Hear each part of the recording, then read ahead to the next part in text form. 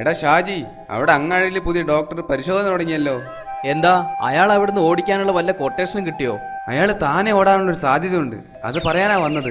എന്നാൽ അത് ആദ്യം പറ. അവിടെ പുറത്തൊരു ബോർഡ് എഴുതി വെച്ചിട്ടുണ്ട്, ഫീസ് 50 രൂപ, രോഗം മാറിയില്ലെങ്കിൽ 500 രൂപ തിരികെ തരുമെന്ന്. അത് കൊള്ളാലോ. നമുക്ക് പോയി കാണിച്ചിട്ട് രോഗം മാറിയില്ല എന്ന് പറഞ്ഞ് കുറച്ച് കാശ് തട്ടാലോ. എന്നാ പിന്നെ ആദ്യം ഞാൻ പോവാ.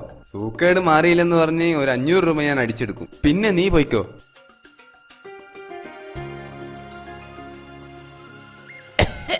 അങ്ങോട്ട് കയറി പോര്. എന്താ അസുഖം? ഡോക്ടർ, എനിക്ക് രുചി അറിയാൻ കഴിയുന്നില്ല. ഇത് വളരെ സിമ്പിൾ ആണ് സിസ്റ്റർ. ആ 20-ാം നമ്പർ പെട്ടിയിലെ മരുന്ന് ഇയാൾക്ക് കൊടുക്ക്.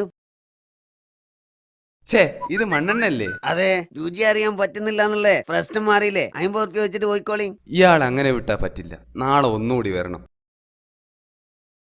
ഡോക്ടർ, എന്റെ ഓർമ്മശക്തി നഷ്ടപ്പെട്ടു, ഇപ്പൊ ഒന്നും ഓർമ്മയില്ല. അതിനുള്ള മരുന്ന് ഇവിടെ ഉണ്ട് സിസ്റ്റർ. ആ 20-ാം നമ്പർ പെട്ടിയിലെ മരുന്ന് ഇയാൾക്ക് കൊടുക്ക്. അത് മണ്ണെണ്ണയല്ലേ?